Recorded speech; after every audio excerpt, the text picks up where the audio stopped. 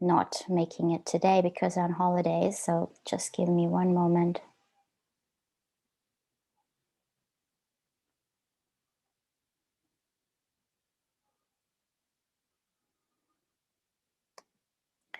Okay, so what I will be doing, I'll share my screen with you guys so you won't see me anymore.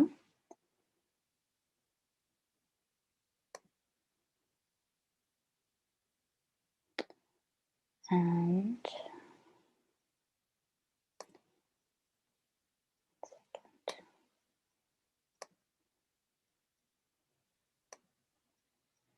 okay, so we'll start here.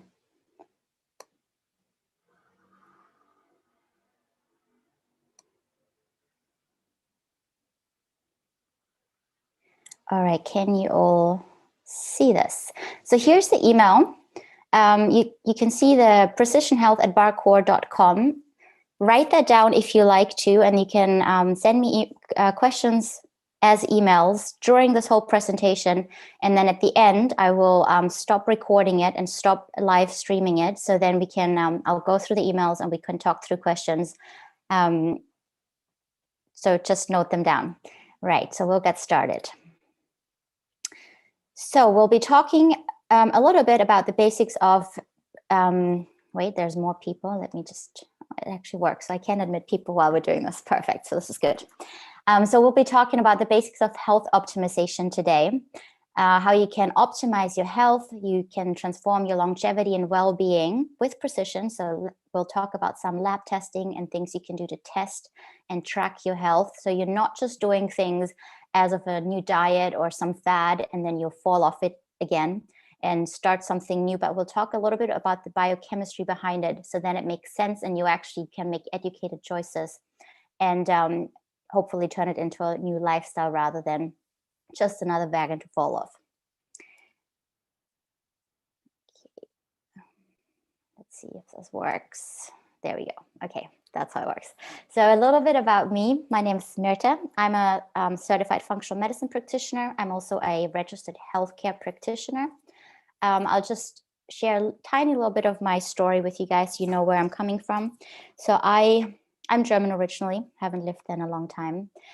And I grew up with Crohn's disease, which is an autoimmune condition that affects your gut lining, where your immune system basically attacks your intestines, your whole digestive tract. And then eventually you stop absorbing nutrients, even though you're eating the right foods. And it's not a very pretty picture. Normally people spend a lot of time in hospital, it's a lot of pain. So I did an undergraduate in health, and I didn't want to accept that trajectory of being on pills and then going to hospital and just nothing really happening to help it, and started to do research. And I found some papers that just briefly said that someone with most people with Crohn's disease have, if they do certain things, it will take away the triggers and potentially help it. So I tried these things and it went away or went into remission within just a few months. And my specialists were really surprised, but it hasn't, luckily, knock on wood, hasn't come back because I've stuck to these. And that made me think, if that worked for me and it really improved my whole quality of life, then this must help other people as well. And so I started researching into what kind of medical field that is, what kind of healthcare, and found functional medicine, and did a postgraduate in that, and I've been working with that for quite a few years. First of all, a medical disclaimer: I'm not a medical, not a GP, not a medical doctor. So I'm a certified healthcare practitioner, but not a medical doctor. So functional medicine is not meant to substitute normal medical care. You always should be going to your GP if you have any concerns. Functional medicine is just as an add-on, as a complement. Really important to know. Okay, so what we'll be covering today is, first of all, we'll go a little bit into the basic biochemistry of health and longevity. Like I said, so you can learn to understand the basics so you can make some educated choices rather than another fad diet and wagon to fall off. Then we'll go into some of the current research on health optimization, some easy diet and lifestyle tweaks to upgrade your energy, well-being, and hormones. including things like we wrote in the description, keto and fasting. And we'll go into more depth into the different topics that you like if you email them to me. And then we'll also go into how to test, so we can make this precision health rather than just, let's say, health coaching, where we say, well, you need to eat some more greens. Actually test to see where you're heading and what we can do to improve it for you specifically. Right, so let's dive in. First of all, we'll go into the basics of what makes optimal health, because I believe that if someone knows and understands the principles, they are more likely to stick with it rather than just following some trend and then they think, why am I doing this? And then they're getting frustrated and falling off that wagon. But if you actually understand the principles, you're more likely to just stay with it. Even if you fall off and you cheat for a while, you do something else, you actually understand what you're doing and you can just really easily get back on and not beat yourself up over it. So we'll first dive into that a little bit. Okay, so what are we actually talking about here? There's a lot of research being done on the difference between health span and wellness versus lifespan and illness. So a lot of us know that we live a lot longer nowadays. Our average age expectancy has gone up, depending on the country, up to 80, 85. However, that doesn't mean that we're necessarily healthier. A lot of people just assume that by the time we hit a certain age, we'll get cardiovascular disease, maybe Alzheimer's, diabetes, cancers. It's almost expected nowadays. So what we're doing with functional medicine is to say, well, how can we increase our health span? So rather than increasing lifespan, or hopefully we do both at the same time, we actually want to also increase that health span. And a definition of that is, as you can see here, you've got lifespan, so longer life, but then also being physically well, so you can do whatever you like to do, and emotional well-being, including cognitive performance. And here I've got a little task for you. What does that mean for you? Because if you're knowing why you're doing something, it's a lot stronger and you'll probably more likely stick to it than if you're following some protocol. So what does that mean for you? Having a long health span, being healthy, being thriving. You can write it down if you like, just to take it away from this workshop, this presentation, or maybe think about it later. And what does it mean? What would it like for you to be healthy and thrive? For some people, it means to be able to climb a mountain, or for other people, it means that they can, when they're older, maybe play with their grandchildren and having the cognitive performance and the physical performance to do so. So there's lots of different people having different goals and why they want to stay healthy and thriving into older age. And it's quite important to know why you want to do it. And we'll go into how you can achieve it soon.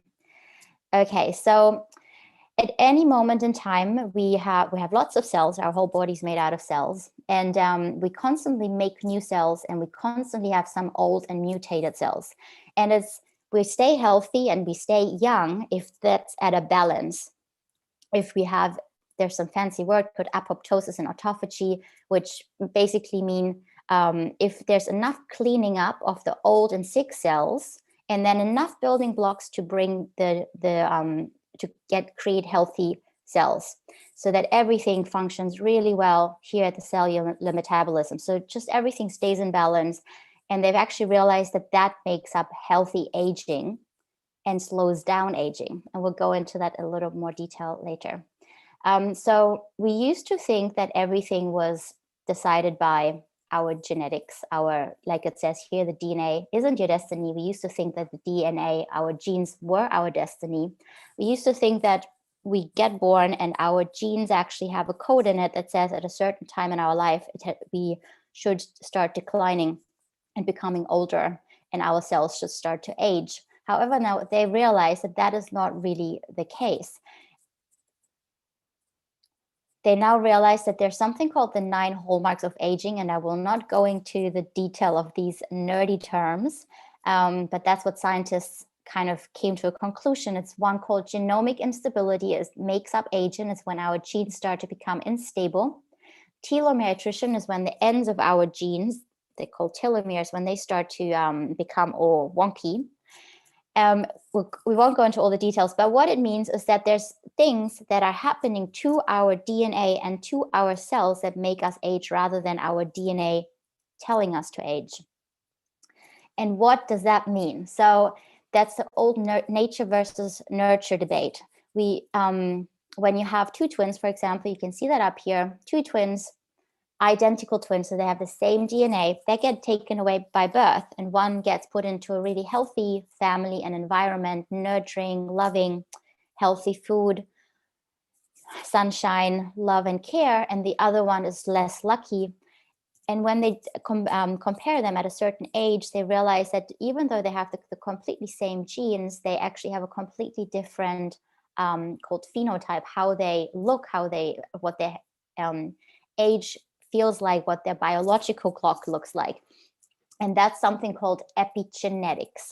So our genes just tell us certain things, but then what we do in our diet, lifestyle, all the surroundings around the genes, what we do day to day, that influences which genes get expressed and whether we turn into a healthy person or less healthy. Of course, there's some genes that are really unlucky and they will cause a problem, but they're the minority. Most of the diseases nowadays are made up of lots of different gene mutations that we trigger with our lifestyle. So that's actually really empowering, I think, because it makes us be able to basically turn our own health and take the health into our own hands.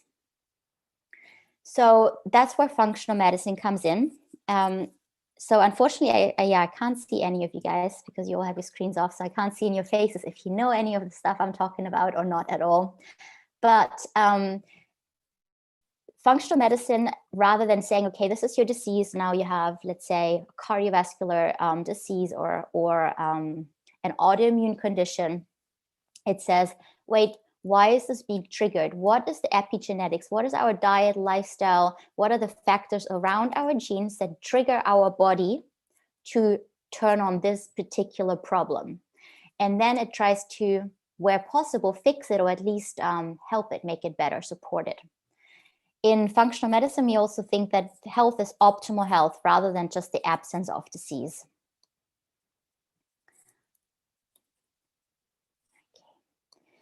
So what does that mean? In functional medicine, we look at, or I specifically look at the body as like a cogwheel or a clockwork. We have all these things. If they run really smoothly, like a machine, then everything works really well. Then we can see here, we have energy, we have a good digestion, we have a good immune system, so we can fight off infections. We have a strong heart, hormones, brain health, mental health. We feel good. We have we keep our cognitive function. We're not depressed or anxious.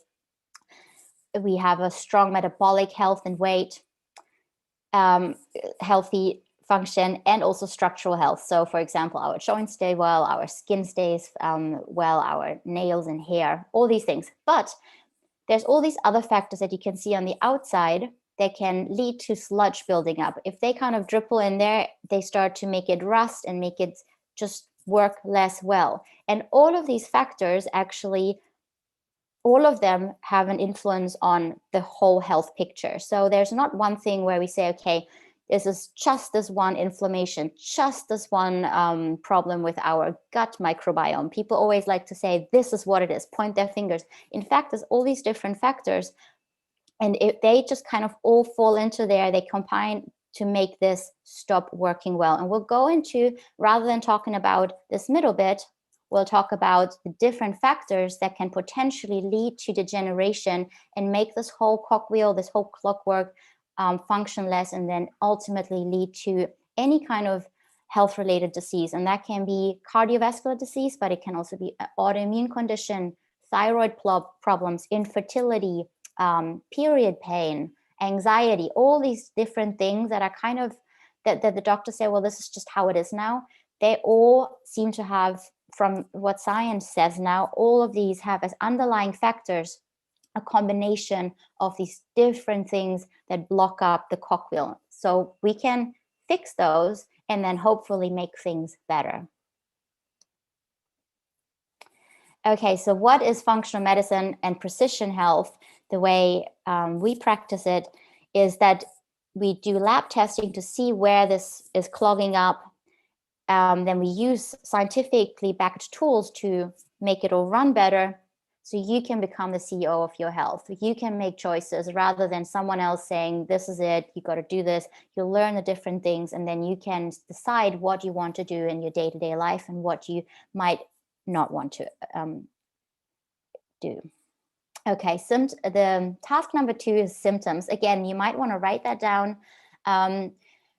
Any kind of symptoms or health concerns you have, this is just for you. You don't have to share it, just to take away with you. And maybe at the end of this workshop, this lecture, you will walk away with feeling a little bit more empowered, thinking, oh, this actually makes sense from this perspective. And then it's not such a bad diagnosis anymore. So it can be anything like a stuffy nose, restless legs, water retention, period cramps, having high cholesterol levels on your latest blood test, and then rate them on a scale from 0 to 10, with 0 is no problem and 10 is unbearable. Wait, I'll give you just a moment.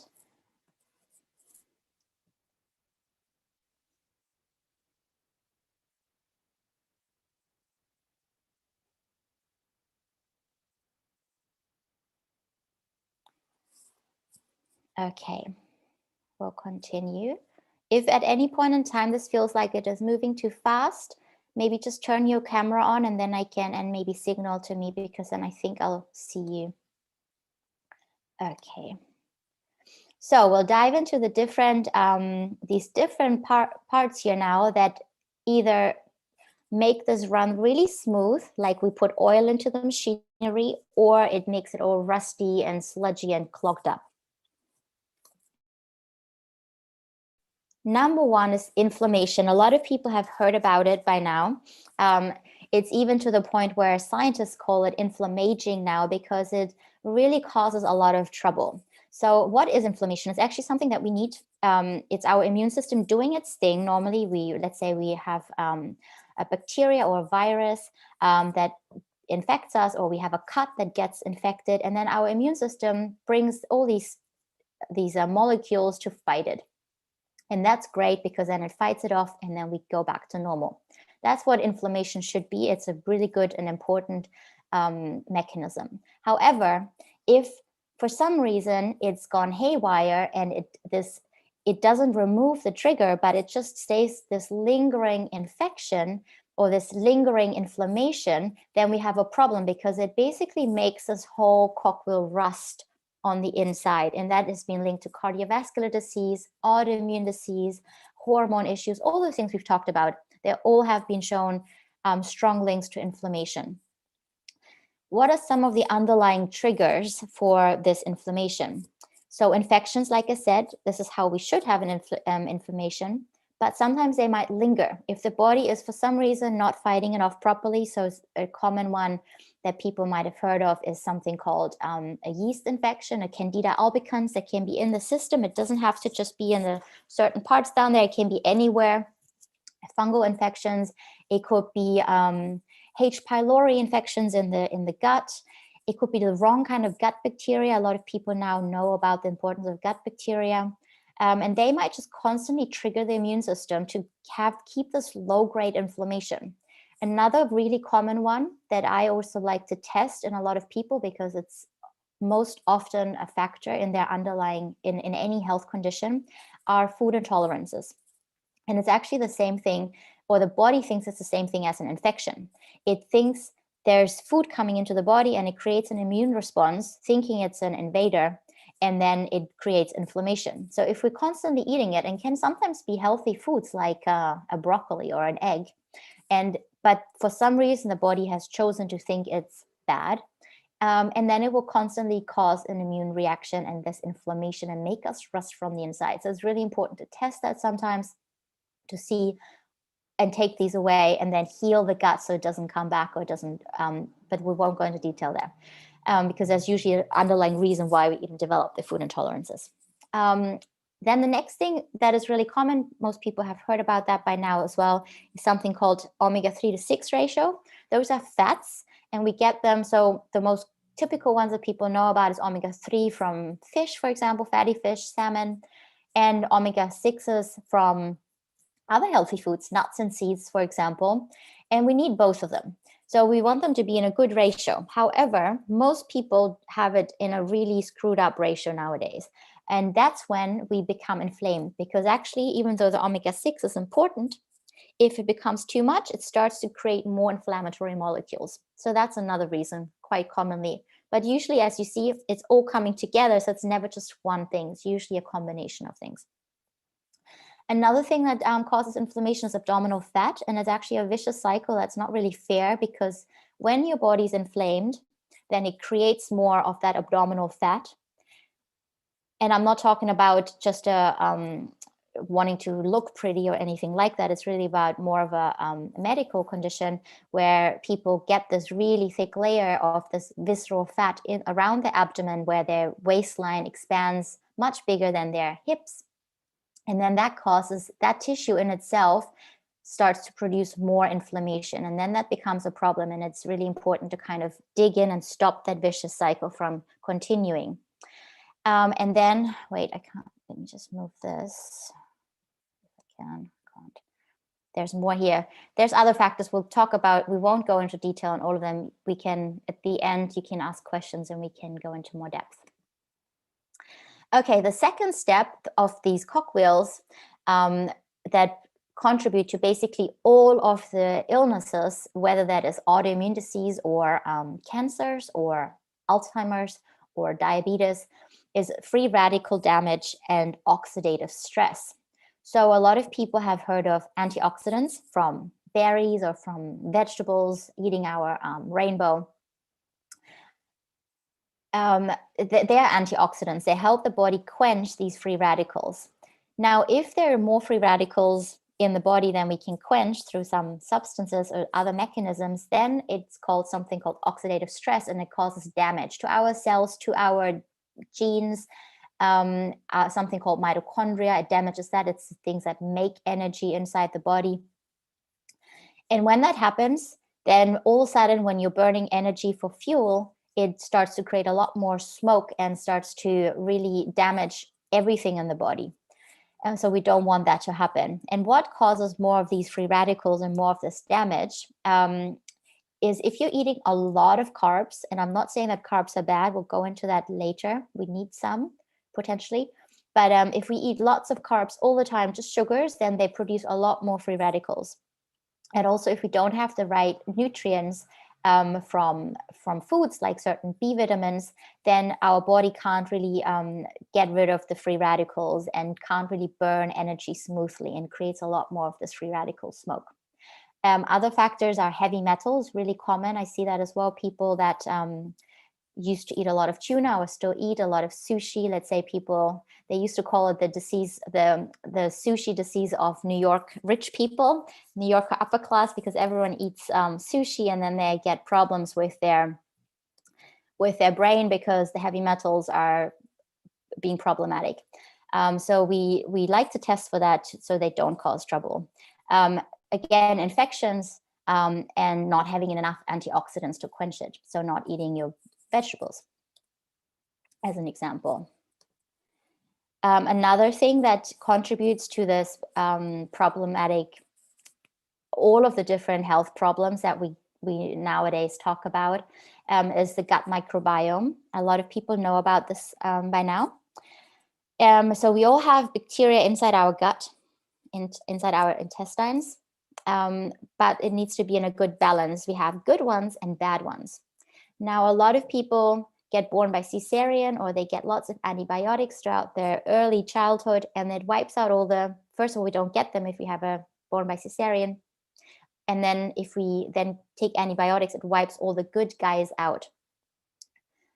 And then the bad bacteria can take over quicker.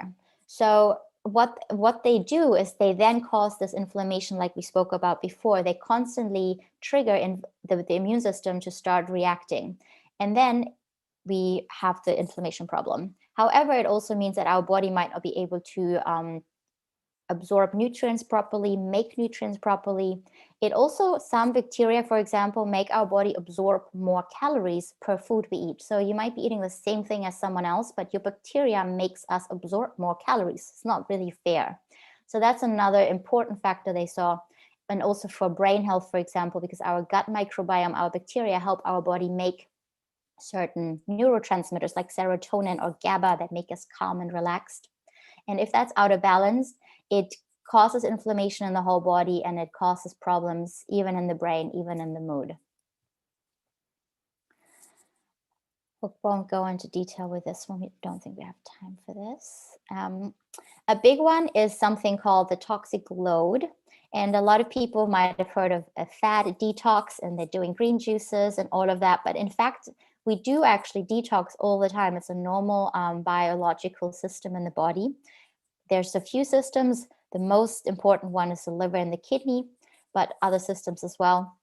And they get overburdened nowadays because we have constant pollution around us. All the creams we smear into our skin, into our face, all the perfumes, all the plastics that we drink without noticing maybe, all the heavy metals that we're being exposed to. There's constant pollution everywhere, pesticides and on our vegetables that we try and eat. And our body constantly has to try and get rid of that. And if that gets overburdened, then they start to accumulate, and then they cause all these other issues like inflammation, like free radical damage. So that's another part that should be looked at and supported as part of trying to be optimizing health. Especially also for hormone health, and that's the next part of that health puzzle. There are lots of different hormones in the body. I don't know how much you guys know about it, but they're molecules that signal all our different cells to do things. Now, there are certain sex hormones people often have heard about, the main ones called progesterone and estrogen and testosterone, and they're all important. Now, if they are balanced, if they are out of balance, then they can cause problems. For example, estrogen is really important to have nice radiant skin, strong nails and bones. However, if it becomes too much, or if the liver is clogged up from other things and can't break it down properly, then all of a sudden this faulty breakdown product of estrogen can start to cause problems. For example, PMS or man boobs for men, or worse down the line, endometriosis or estrogen-related cancers like breast cancers. So we want to also look at that and make sure that we have the right balance of hormones and make sure they get broken down in the right way so that they can't cause all these hormone-related problems.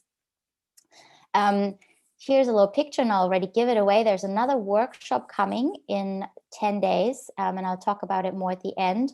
And it'll be going more into depth, just hormone health, what these different body types have to say about your hormones and why it matters. Again, it's not about just looks, it's about the actual health, what it means for your health inside. And then obviously there's thyroid hormone, but we won't go into detail there today. Another really important part, and people always talk about it, that this person was just so stressed and that's why they got cancer, or that person was so stressed and that's why they developed this autoimmune disease. And then people kind of shrug it off because it's so often used. But in fact, it's a real thing, because when we're stressed, our body produces certain hormones. And these hormones are really important, but only at a certain time of the day. And as you can see, here's a circadian rhythm. It's our daily rhythm. First thing in the morning, we want that cortisol to go really high to give us a really nice boost of energy, make us alert and awake. But then we want it to taper off so we can go to sleep. And what they used to think that cortisol, the stress hormone, is bad overall. But they now realize that actually it's about that that cortisol curve throughout the day that is really important. We need to have a good rise in the morning, and then we need it to go down. If we don't have it rise in the morning, like in some people, let's say someone with sleep apnea, often morning their cortisol doesn't go up. Or if someone's depleted because they've been stressed for so long, their brain might not signal the body to make cortisol anymore in the morning. And then they just can't get out of bed and they're basically burned out. And that's a problem too, because we do need some cortisol first thing in the morning. However, and that's what most people fall into the category, is that their cortisol is too high. So they're really stressed. They're basically running away from a tiger all day long. They go to their yoga class, but during yoga, they're thinking about what they need to do for their children, for their job. They're quickly breathing through everything. They're rushing from their yoga pose to yoga pose. That's just one example. I find it quite interesting, for example, in London, because people are so stressed because life is so busy here. But it is actually a really important factor, because if that doesn't go down the cortisol throughout the day, it then triggers that belly fat to accumulate. It starts to cause inflammation. It starts to throw off all your other systems. It starts to, in the beginning, it's anti-inflammatory if your cortisol goes high, but then it starts to, your immune system starts to not work anymore. It says, now I'm done. I can't really do this properly. Also, just from the baseline is normally our cortisol gets spiked if we are in something called the fight or flight mode. A lot of people might remember that from biology class. And that's really important, to run away from a tiger, quick fix. However, then it needs to go back into the other mode, which is called the rest and digest nervous system, also parasympathetic nervous system. And that is really important, to rest and digest. So if we're not getting out of this fight or flight mode, then we cannot digest. And then we start to have gut issues. And then we start to have the wrong bacteria in the gut. And then we start to have food intolerances and inflammation. All these things are actually linked, as you can see. So we need to shift it back into the rest and digest system. We need to learn that. So it's a really big part. So when next time someone says, oh yeah, that person just was too stressed, it is actually a thing. It's really important to fix this.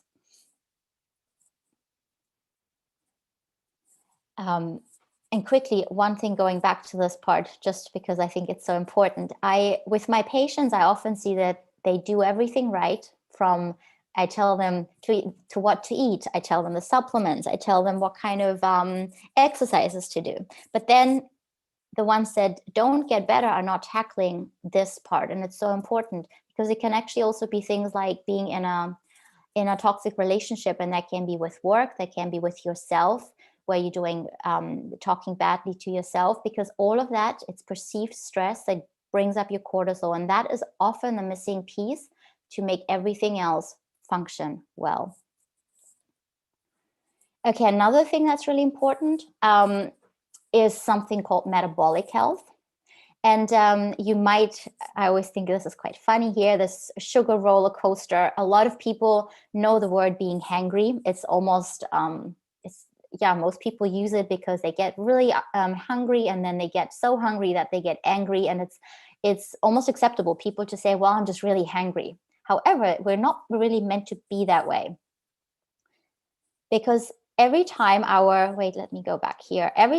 blood sugar does this roller coaster, every time it goes up, it actually causes rusting inside our cells, inside our blood vessel walls, which can lead to cardiovascular problems, and can do the same thing in our blood vessels in the brain, which makes our brain create more plaque, like Alzheimer's. And it makes our bodies, rather than creating the happy chemicals serotonin, it turns it into a different version that makes us so anxious. So there's a lot of things that happen when our body has these blood sugar spikes, and those were just a few. So it's actually something we want to get more even, and it's got a really big role. Another thing that happens if we have these blood sugar spikes, when sugar, glucose it's called, when it goes towards protein, which our whole body is basically mainly made out of proteins and some fats in the cell membranes. If the sugar attaches itself, it causes something called advanced glycation end products. Now, this advanced glycation end products, in short, is also AGEs. So basically having too much sugar, again, we need some of it, but having too much of it makes us age straight away. It basically attaches itself to our protein, including our collagen, and gives us wrinkles. But also, maybe more importantly, inside our body, inside our joints, inside our blood vessel walls, and it makes us age from the inside. Another way we can consume these ages, these preformed advanced glycation end products, is actually eating things that are already burned. So if you have, let's say, a steak that's burned black on the grill and you're eating that, then that has already formed the same things, these advanced glycation end products, and then you're just eating it. So either you form it yourself by eating a lot of sugar, or you eat it by eating things that are really highly processed and burned. So we want to try and stay away from highly processed and burned things and from excess sugar. Another problem with excess sugar is that at some point, our body becomes something called insulin resistant. And you might not think that's important because that's maybe something down the line, not interesting right now. However, what they realize is that years before our body actually turns into, let's say, diabetes, which the normal doctors will pick up on and say, now you have an insulin and blood sugar problem. Years before that, you already have all this rusting happening. And for example, if your brain, it's in your brain that tells your body to be insulin resistant, or there's lots of different factors, but that's one of it. And when that does that, then your cells don't take in the sugar, and then they don't work that well. And then the body actually starts to deposit it more in your belly, in that visceral fat again. And what that does is, if you remember from before, it creates inflammation in the whole body. So it's, again, a vicious cycle of lots of different things. What it also does, if we eat lots of sugar all the time and we become insulin resistant, then it has been linked to Alzheimer's. So they even call Alzheimer's type 3 diabetes in some of the research papers, because it's so directly linked to the same as type 1 and 2 diabetes, which are different, but it's all a sugar problem. Yeah, we'll go back to this for 1 second. So the baseline, the takeaway message here is that we want to try and reduce sugar intake and make our body more insulin sensitive. And we'll go into how we can do that a little bit later.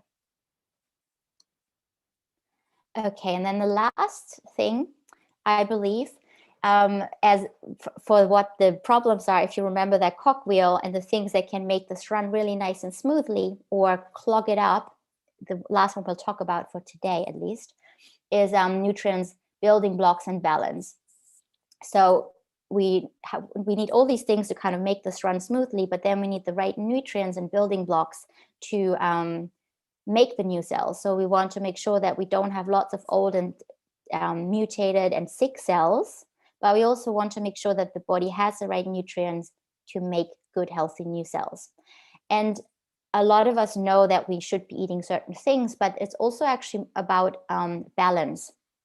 So a lot of people know that we should be eating, for example, the photo here, the oysters, they're really high in zinc. And it's really important that we have a good balance of zinc and copper. They're both minerals, because if we have too much of one, then we run into a problem. So it's important to also check, do we actually get the right balance of the different things? For example, if you have too high copper, it can lead to a problem with estrogen.